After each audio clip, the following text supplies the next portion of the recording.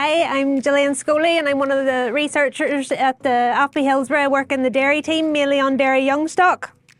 And today I'm just going to give you a bit of an overview of the kind of research we're doing to try and get some efficiencies and improved live weight gain in the pre-weaning period.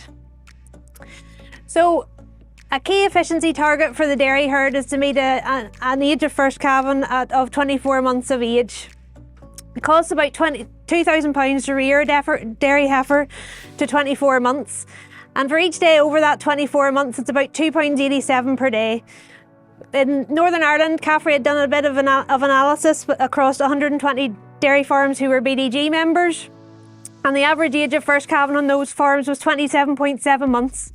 So if we consider that £2.87 a day, that's an extra £324 per heifer to get that heifer at the age of first calving. And it also means it's going into the herd a bit later, taking a bit longer to recoup the costs of production. So when we're looking at trying to get the age of first calving at 24 months, we have to meet a number of performance targets along the way within the rearing period. And one of the most important is to try and meet an age of first of breeding of 14 months. And that means we need to reach around 50 to 55% of mature body weight by 14 months. To do that, calves need to be gaining about 0.7 to 0.8 kilos per day from birth, which can be quite challenging. What we really need to do is try and consider that calves are much more efficient in the pre-wean period, and to try and make the most of efficiencies that can be gained within those first weeks of life.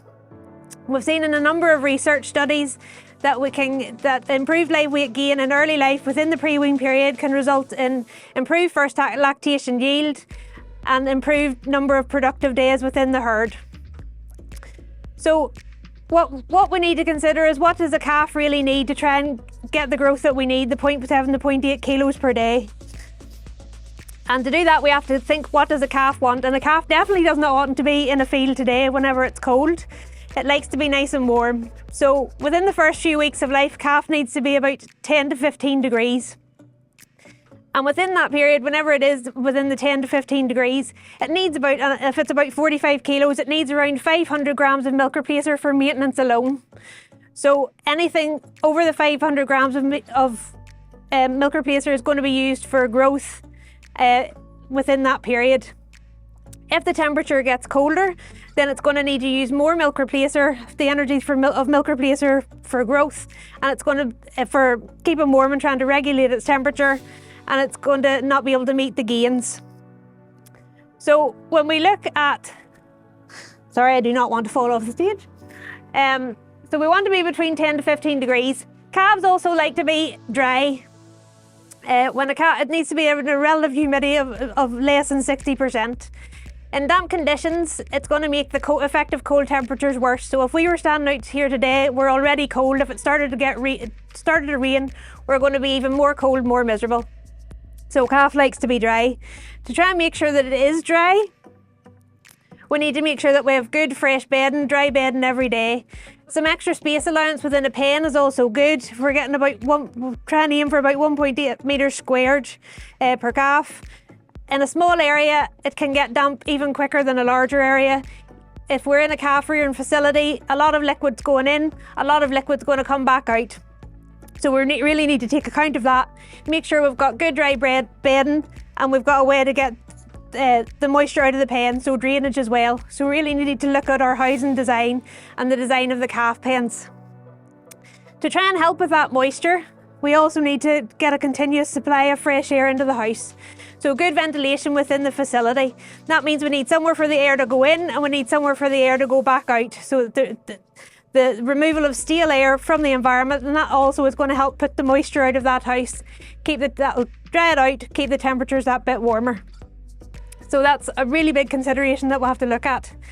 Calves also really like a routine. They don't like to be swapped about. They like to have their milk at the same time.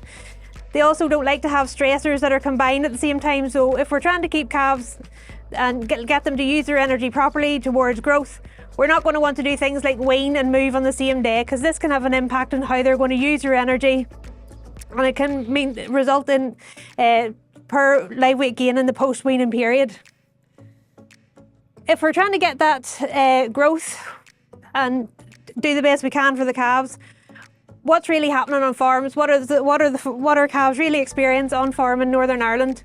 So to have a look at that, we've developed the Opti House project, and it was funded by DAERA, and along with the Caffrey Dairy Advisory Team, we went on to 66 dairy farms across Northern Ireland, took a lot of environmental measurements, weights of the calves, took a lot of hygiene assessments, measurements within the house, really got a full overview of what was happening within that calf house.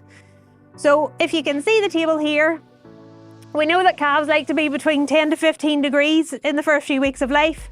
The average temperature on farm was 9.5 degrees. And they were at that temperature, which they're not happy to be at, for more than 50% of the time. When we looked at relative humidity, we want to be less than 80%.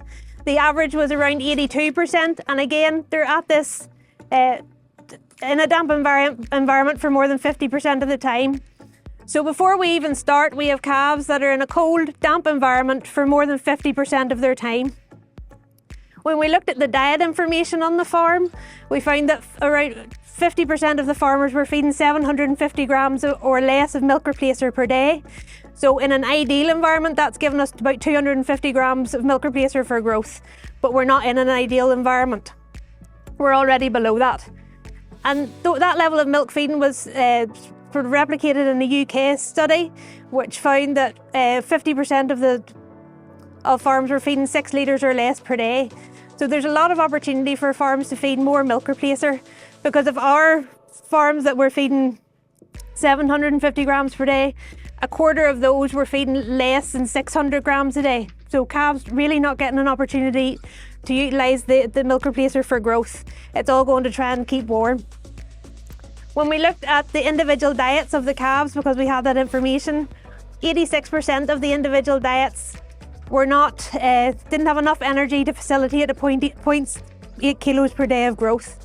So really need to think about what level of milk replacer we're feeding with the calves.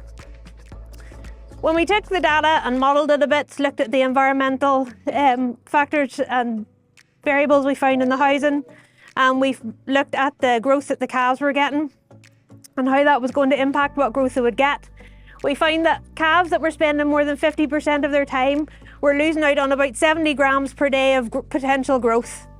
And we found that in calves that were bedded in straw that was dry matter of less than 70%. So if we put this together and we're feeding a calf and we're expecting 800 grams of growth, if we take those two factors alone, we could be missing out on a potential 140 grams of growth. So very quickly, instead of 0.8 kilos a day, you're down to 0.66 kilos per day. And if we put that at a practical level in terms of weaning, a calf that's gaining 0.8 kilos per day can double its birth weight in 50 days, and it's going to take 60 days for a calf that's growing at 0.66 kilos per day. So that's 10 days where we could try and gain some ground. So really, to sum up, calves need to be in a warm, dry environment, as well as the dry environment, given an opportunity for the temperature to be that bit warmer and calves to make the better use of their energy. Bacteria love a damp environment. It's a really good place for them to grow. So really need to be careful of the hygiene in that case as well. Why do we want to achieve the 24-month calving? Well, it's fairly simple. It's a win-win for your farm. If we're getting heifers to calve down at 24 months, we're reducing the non-productive period. And if we reduce the non-productive period, we're reducing the carbon footprint associated with that period. We're also getting animals into the herd for longer, and research has shown that they'll stay in the herd for longer. So we're actually reducing the requirement for replacements as well, which also helps to reduce the carbon footprint. Also good for your pocket, because if we consider an average 180 dairy cow herd, we take the average replacement rate of about 26%. And the cost we discussed earlier for about £324 per heifer. If we go from 27.7 to 24 months, you could save around £15,000 on a dairy herd. So really good for your pocket, for the environment and overall sustainability of the herd.